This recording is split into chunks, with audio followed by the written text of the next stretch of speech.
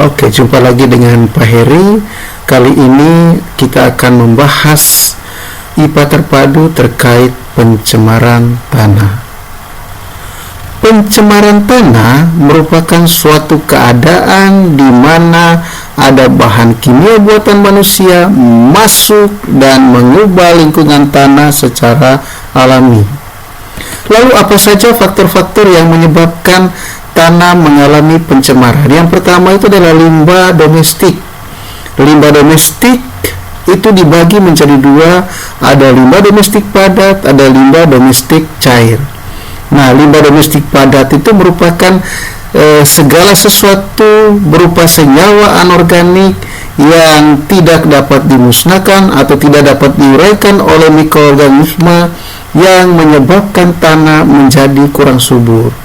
Yang termasuk dalam limbah padat domestik seperti plastik, kaleng, terus karet. Nah, itu tadi limbah domestik padat.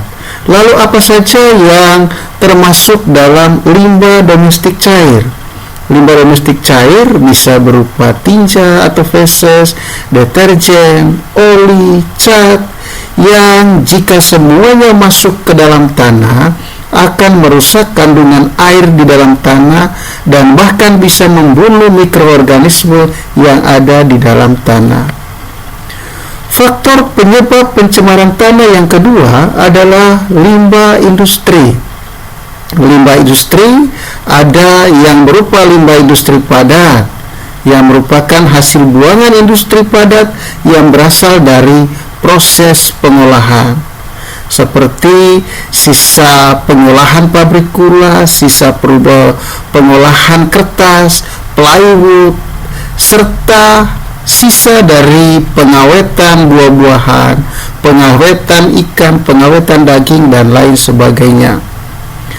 Lalu ada limbah industri cair, merupakan hasil pengolahan dari proses produksi. Nah, yang termasuk dalam limbah industri cair di sini adalah sisa-sisa pengolahan industri pelapisan logam dan industri kimia lainnya, seperti adanya merkuri, zinc, kemudian kadmium, timbal, yang bisa menyebabkan terjadinya pencemaran tanah. Yang ketiga adalah limbah pertanian. Limbah pertanian itu merupakan limbah yang berasal dari sisa-sisa pupuk sintetis yang sebenarnya menyuburkan tanah, tapi pada kondisi lain bisa menyebabkan tanah menjadi tercemar. Nah, misalnya pupuk urea dan pestisida yang digunakan untuk memberantas hama pada kondisi lain bisa menyebabkan terjadinya pencemaran pada tanah. Oke, itu tadi faktor-faktor yang menyebabkan terjadinya pencemaran tanah. Lalu apa dampak yang diakibatkan ketika tanah itu mengalami pencemaran? Nah, yang pertama adalah timbal, yang merupakan salah satu logam berat, bisa menyebabkan kerusakan otak, kerusakan ginjal pada seluruh populasi yang menyerap timbal yang menyebabkan tanah itu menjadi tercemar. Yang kedua adalah raksa dan siklodiena, bisa menyebabkan kerusakan ginjal. Kemudian PCB dan siklodiena bisa mengakibatkan kerusakan pada hati yang ditandai dengan keracunan. Kemudian dampak pencemaran tanah yang lain adalah adanya zat organofosfat dan karmabat yang dapat menyebabkan gangguan pada saraf otot. Kemudian berbagai pelarut yang mengandung klorin yang menyebabkan tanah tercemar bisa menyebabkan perubahan pada hati, ginjal, serta penurunan sistem saraf pusat.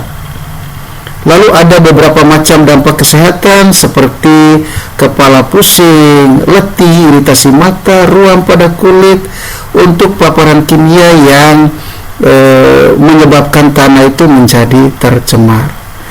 Kemudian pada dosis yang sangat besar, pencemaran tanah dapat menyebabkan kematian bagi mikroorganisme yang yang berada di sekitar tanah yang tercemar tersebut, ya. Kemudian dampak dari pencemaran tanah yang lain adalah adanya perubahan kimiawi pada tanah yang ditimbulkan dari bahan kimia beracun yang berbahaya bahkan pada dosis rendah sekalipun. Pencemaran tanah yang lain dapat menyebabkan perubahan metabolisme dari mikroorganisme endemik dan arthropoda yang hidup di sekitar lingkungan tanah yang tercemar. Pada pertanian, dampak dari tanah yang tercemar tentunya akan menurunkan hasil pertanian. Bagaimana cara menanggulangi tanah yang tercemar? Yang pertama adalah remediasi. Remediasi merupakan suatu kegiatan untuk membersihkan permukaan tanah yang tercemar. Nah, jika melibatkan bakteri atau jamur, maka dinamakan bioremediasi. Bioremediasi itu dibagi menjadi dua. Ada bioremediasi in situ jika mikroba dimasukkan ke dalam lingkungan tanah yang tercemar, kemudian dia akan menguraikan tanah yang tercemar di situ sehingga tanahnya kembali subur. Jika tanah yang tercemar itu dipindahkan ke tempat lain kemudian dilakukan remediasi, maka dinamakan bioremediasi ex situ. Lalu cara penanggulangan tanah yang tercemar yang lain yang dilakukan secara bioremediasi tadi adalah dengan melibatkan jamur vesikular arbuskular mycorrhiza atau disingkat dengan FAM. Lalu cara penanggulangan pencemaran tanah yang sering kita dengar itu diterapkan sistem 3R, reduce, reuse, recycle. Reduce merupakan upaya mengurangi penggunaan produk yang dapat mencemari tanah. Reuse merupakan upaya untuk menggunakan kembali barang-barang yang masih bisa dipakai sehingga memperkecil pencemaran tanah. Kemudian yang ketiga, recycle, mengolah kembali barang yang tidak terpakai menjadi barang baru yang bisa digunakan lagi. Nah, kalau kita lihat pada produk-produk yang kita gunakan, kadang ada logo-logo seperti ini. Itu artinya barang itu bisa kita recycle, kita olah untuk menjadi sesuatu yang bermanfaat kembali. Kemudian bisa digunakan kembali jika barang-barang itu yang menyebabkan tanah tercemar itu bisa dipakai, bisa masih bagus, bisa kita gunakan kembali. Nah, kalau di DKI, pemerintah sudah mencanangkan untuk membatasi penggunaan plastik ketika kita berbelanja di minimarket atau supermarket. Nah, itu memiliki tujuan untuk mengurangi penggunaan produk-produk yang bisa menyebabkan tanah tercemar. Kemudian ada juga yang menggunakan plastik menjadi sesuatu yang baru yang bisa bermanfaat. Nah, itulah yang disebut dengan recycle. Dan kalau misalkan kantong plastik itu masih bisa digunakan, jangan langsung dibuang, gunakanlah kembali sehingga dengan ini kita bisa menanggulangi adanya pencemaran tanah di sekitar kita. Oke, sekian materi tentang pencemaran tanah. Sampai jumpa di pembelajaran yang lainnya. Terima kasih.